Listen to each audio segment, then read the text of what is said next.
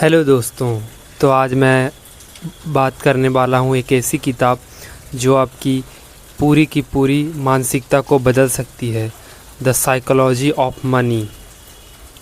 Morgan Housel की यह किताब एक ऐसी किताब है जो आपको सिखाती है कि पैसे के साथ काम किया जाए ताकि इसे आकर्षित करना आसान हो जाए। यदि कोई इस वस्तु के पीछे के साइकोलॉजी को समझ ले तो बहुत सारा धन आकर्षित कर सकता है। पैसा दुर्लभ नहीं है, बल्कि केवल उन्हीं के लिए उपलब्ध है जो पैसे के खेल के नियमों को जानते हैं।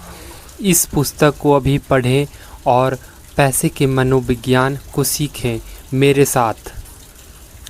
कई बार हम ये सोचते हैं कि कुछ लोग बहुत ज़्यादा पैसा होने पर भी हमेशा एक मैरीक्यो जीवन में जीते रहते हैं, और कुछ लोग कम इनकम होते हुए भी लॉन्ग टर्म में करोड़पति बन जाते हैं।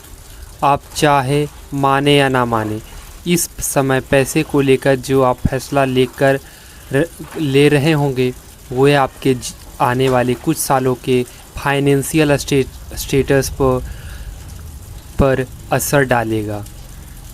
तो क्यों नहीं अभी से पैसे के साइकोलॉजी को समझा जाए और जल्दी से जल्दी फ़ायदा लिया जाए। इसलिए मैं आज बात करने वाला हूँ एक ऐसी किताब के बारे में जिनका नाम है द साइकोलॉजी ऑफ मनी, जैसा कि मैं आपको इंट्रोडक्शन में बता दिया हूँ। और इनके राइटर हैं मॉर्गन हौसल। ये किताब पर्सनल फाइनेंस को ह्यूमन बिहेवियर के लेंस पर परखती है। ये कई विषय पर एक ताज़ा नज़रिया देती है, जैसे कि बहुत सारी प्रोफेशनल फाइनेंस की किताब पर फोकस करती है। ऐसी चीज़ पर जैसे स्टॉक मार्केट कैसे काम करता है, कैसे स्टॉक सेलेक्ट करे जाएं या पोर्टफोलियो बनाए जाएं।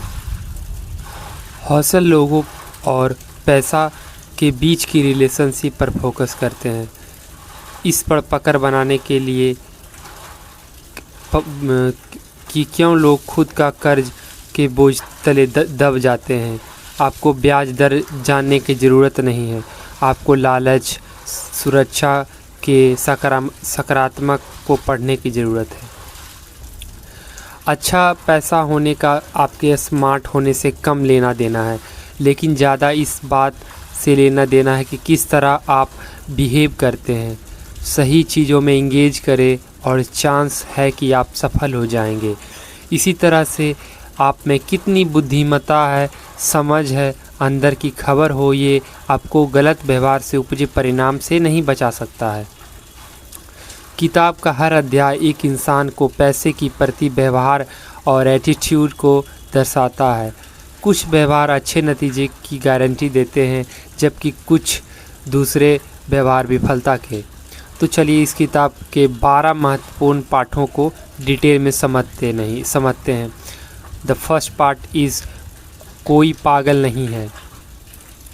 हर एक की एक अलग सोच होती है कि किस तरह यह दुनिया काम करती है। आपका दुनिया को देखने का नज़रिया कई हालात, वैल्यूज़ और बाहरी प्रभावों से प्रभावित होता है। आपके अपने पैसे के साथ पर्सनल एक्सपीरियंस का दुनिया में होने वाली घटनाओं में 0.0001% है, लेकिन 80% इस बात से है कि आप किस तरह सोचते हैं कि दुनिया कैसे काम करती है। कोई भी चीज़ आपके डर और अनिश्चितता की ताकत को नहीं रोक सकती है, चाहे आप कितना भी पढ़ लें या खुले विचारों वाले हो जाए। हम सब ये सोचते हैं कि हमें पता है कि दुनिया कैसे काम करती है, लेकिन हम इसे एक पतले से रेशम के बराबर भी अनुभव नहीं कर पाए। अमेरिका में लॉटरी टिकट खरीदने वालों का पर गौर करें। कम आय वाले लोग सालाना $400 खर्च कर देते हैं। यह नंबर हायर इनकम वाले लोगों को चौंका सकता है। इसे पैसा की एक उम्मीद या ख्वाहिश का नाम देकर कुछ लोग इसको सही ठहरा सकते हैं, बिना खुद को उनकी जगह पर रखे। ये जान पाना मुश्किल है कि वो एक ऐसा क्यों करते हैं। द सेकेंड पार्ट इज़ भाग्य और जोखिम। कोशिशों से आपके नतीजे तय होते हैं, लेकिन किस्मत जोखिम भी इसमें एक महत्वपूर्ण भूमिका निभाते हैं। बिल गेट्स उन चुनिंदा हाई स्कूल में पढ़े जहां 1968 में कंप्यूटर हुआ करते थे। अगर शिक्षक बिल डॉगल की कोशिश नहीं होती, जिन्होंने उस समय एक $3,000 का कंप्यूटर खरीदा, तो इसकी संभावना कम है कि बिल गेट्स को वही करियर में सक्सेस मिलती। गेट्स खुद ये चीज़ जानते हैं कि अगर लेक साइड स्कूल नहीं होता तो वह आज माइक्रोसॉफ्ट भी नहीं होता। लेक साइड में 3 बहुत बेहतरीन कंप्यूटर स्टूडेंट जो आपस में दोस्त भी थे, बिल गेट्स, पॉल एलन और केंट इवेंस। केंट इवेंस को भी सक्सेस मिलना तय था, लेकिन उनकी ग्रेजुएशन से पहले एक दुर्घटना में मौत हो गई। इससे यह एक दुर्भाग्य के उदाहरण के तौर पे देखा जा सकता है। किस्मत और जोखिम लेना, यह दोनों वो वास्तविकता है जो हर एक ज़िंदगी में उसके खुद के प्रयासों के अलावा भी उसके नतीजों पर असर डालती है। ये दोनों चीज़ें होती हैं क्योंकि सिर्फ आपके प्रयासों के दम पर ही आपको 100% नतीजे मिलने के लिए दुनिया बहुत कॉम्प्लेक्स है। किसी ऐसी घटना का जो आपके कंट्रोल में नहीं है, उसका भी आपके ऊपर अच्छा प्रभाव पड़ सकता है। द थर्ड पार्ट इज कभी पर्याप्त नहीं। ये एक कहानी है लेखक कर्ट वेनेगट और जोसेफ हेलर की, जो एक अरबपति के पार्टी में शामिल होते हैं। कर्ट ने कहा कि ये अरबपति एक दिन में उतने पैसे कमा लेते हैं जितना हेलर अपने लोकप्रिय उपन्यास से आज तक नहीं कमा पाए। हेलर ने कहा, हाँ, लेकिन मेरे पास कुछ ऐसा है जो उसके पास कभी नहीं होगा। वह है इनफ, काफ़ी। जो आपके पास है उसे खतरों में डालने की वजह नहीं बनती।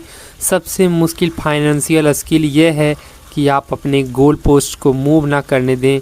खुद को प्यार से तुलना करना एक गलती है। वेल्थ और जलन पैदा करने के लिए कैपिटलिज्म अच्छा है, लेकिन सामाजिक तुलना एक ऐसा प्रोसेस है जो कभी ख़त्म नहीं होती। आपको इसे सीढ़ी पर हमेशा आपसे ऊपर कोई मिल ही जाएगा। काफ़ी होने का मतलब है आपको ये पता हो कि किस चीज़ को अवॉइड किया जाए कि जिसके लिए आपको बाद में पछताना ना पड़े। कई चीज़ें जोखिम लेने के लायक नहीं होती, चाहे उनसे कितना ही फ़ायदा क्यों नहीं हो। एक छोटी सी लिस्ट जैसे प्रतिष्ठा, आज़ादी, दोस्त, परिवार, प्यार और खुशी। जीतने का सिर्फ एक ही रास्ता है कि आप उस खेल का हिस्सा नहीं बने। द फोर्थ पार्ट इज़ उलझा कंपाउंडिंग। वॉरेन बफेट के पैसे के पीछे का एक साधारण सा तथ्य है, वो सिर्फ एक अच्छे निवेशक नहीं हैं, वे लगातार 75 साल तक एक अच्छे निवेशक रहे हैं।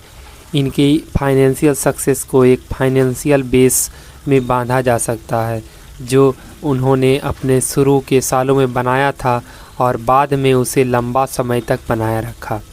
इन्वेस्टिंग उनका स्किल है, लेकिन उनका सीक्रेट है समय।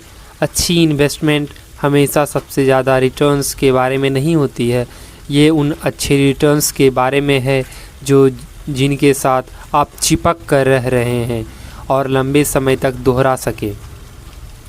और यह यहाँ पे कंपाउंडिंग अपना जादू दिखाती है। पैसा प्राप्त करना और पैसा रखना पूरी तरह से अलग चीज़ें हैं और पूरी तरह से अलग मानसिकता और रणनीतियाँ की आवश्यकता होती है।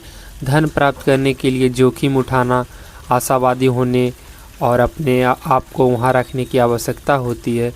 पैसे रखने के लिए इसके विपरीत की आवश्यकता होती है।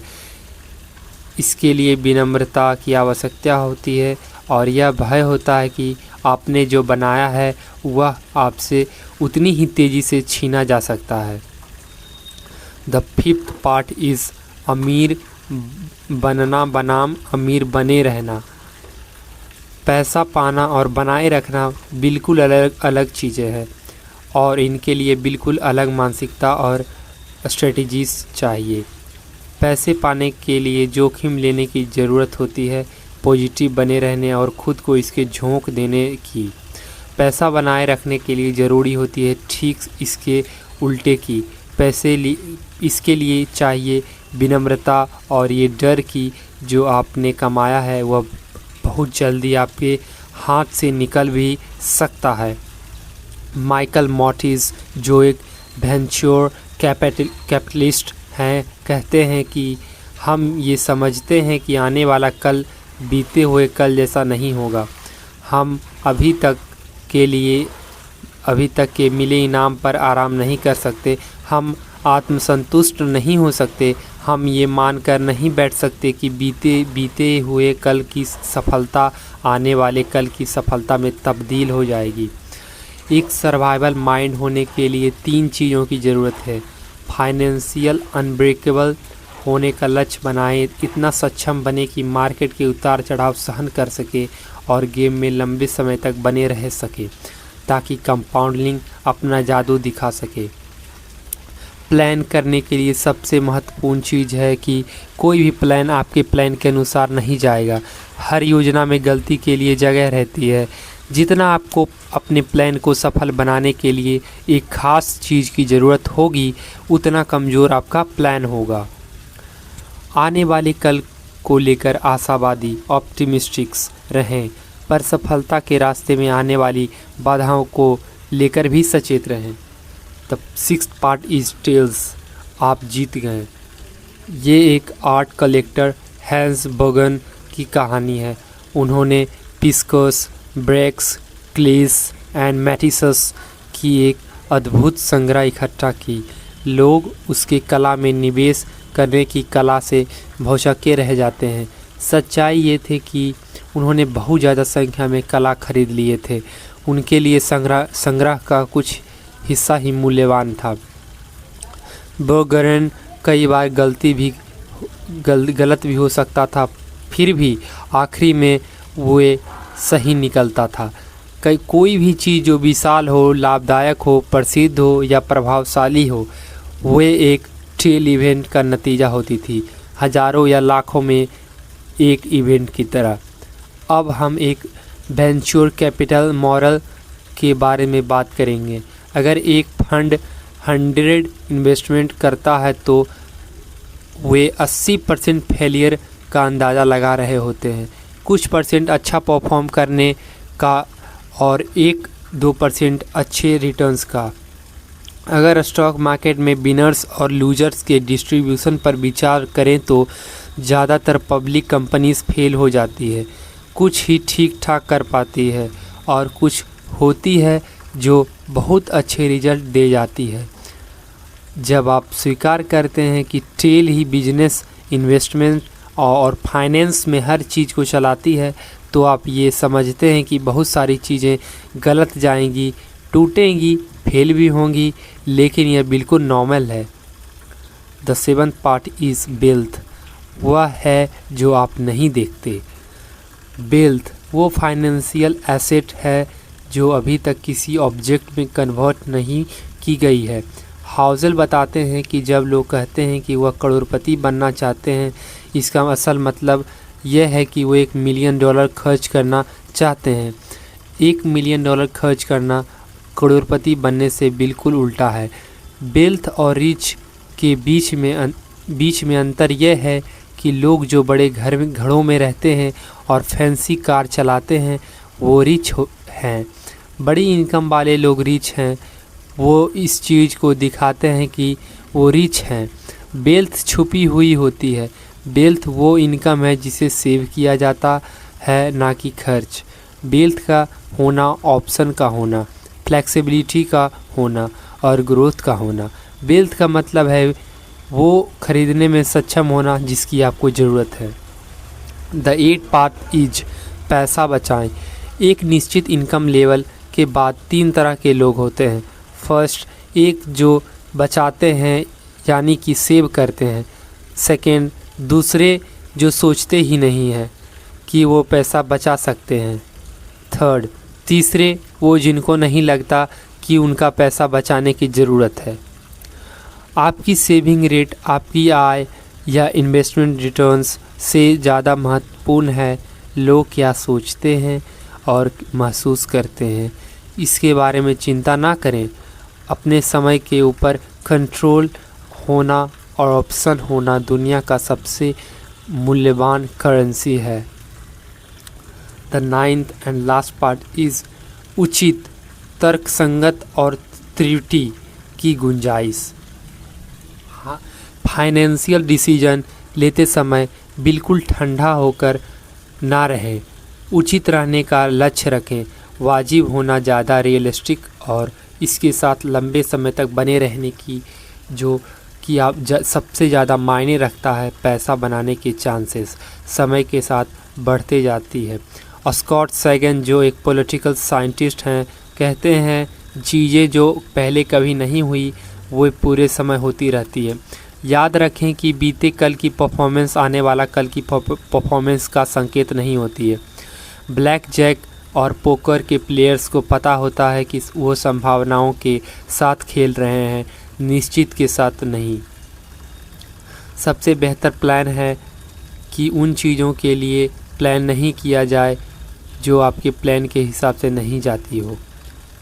आप उसको गलती के लिए जगह होना भी कह सकते हैं। यह इकलौता तरीका है सुरक्षित रूप से ऐसी ज़िंदगी को दिशा देने का जो कि अनिश्चितताओं से चलती है, ना कि निश्चितताओं से। ऐसी चीज़ के लिए तैयार होना या उम्मीद करना बहुत मुश्किल है जिसे आप देख नहीं सकते। तो आप क्या कर सकते हो? आप ये कर सकते हो कि आप फेलियर के सिंगल पॉइंट को अवॉइड कर लें, फेलियर के इम्पैक्ट को मिनिमाइज कर सकते हैं। असफलता का सबसे बड़ा सिंगल पॉइंट यह होता है कि आप अपने खर्च और ज़रूरतों के लिए सिर्फ एक इनकम के सोर्स पर निर्भर रहते हैं, वो भी बिना किसी सेविंग्स के। बुरे दिनों का फंड एक अच्छा आइडिया है। उन चीज़ों के लिए पैसा बचाएं जिन्हें आप अनुमान या भविष्यवाणी नहीं कर सकते। और एक पार्ट और इसमें है, आप बदल जाएंगे। हम खुद के फ्यूचर सेल्फ के एक बहुत बुरे प्रिडिक्टर होते हैं। हमारी अभी की ज़रूरतें चाहते वो नहीं होती जो हमारे फ्यूचर सेल्फ की ज़रूरतें और चाहते होंगी। लॉन्ग टर्म के लिए सोच पाना और इफ़ेक्टिवली डिसीजन ले पाना बहुत मुश्किल होता है। क्या सच्चाई को स्वीकार करें कि एक बदलाव इंसान होने के लिए ही बना है। आज जो आपके लिए मायने रखता है हो सकता है आने वाले 10 साल में उसका कोई मतलब नहीं रहे। डूबा हुआ लागत, संक कॉस्ट, बीते हुए कल के बुरे फैसलों को आगे बढ़ाते जाना जिसकी भरपाई होना अब संभव नहीं है। ऐसी दुनिया में जो लगातार बदल रही है, यह एक शैतान का काम करता है। यह हमारे भविष्य को हमारे अतीत का गुलाम बना देता है। ये उस अजनबी की तरह है जो आपकी ज़िंदगी के बड़े फैसले लेता है। जैसे कि आप एक बिजनेस में इन्वेस्ट किए और बुरी तरह फेल हो गए। अब आप इस जारी रखने को सोचते हैं क्योंकि आप बहुत पैसा लगा चुके हो, बिना ये सोचे कि आप भी चलकर ये ज़रूरी नहीं है कि आप पैसा बना लेंगे। जो चला गया वो डूबा हुआ लागत है। ज़रूरी है कि हम होने वाले नुकसान से खुद को बचाएं। पैसों के साथ जुड़ी कई चीज़ के लिए यह जानना उसकी कीमत क्या है, उसको चुकाने के लिए तैयार रहना चाहिए। सफल इन्वेस्टिंग एक कीमत मांगती है जिनका करेंसी डॉलर या सेंट नहीं होती। ये होती है स्थिरता, डर, शंका, अनिश्चितता और पछतावा। ये सारी चीज़ों को अनदेखा करना आसान है जब तक कि हम असली में इन्हें फेस नहीं कर लेते।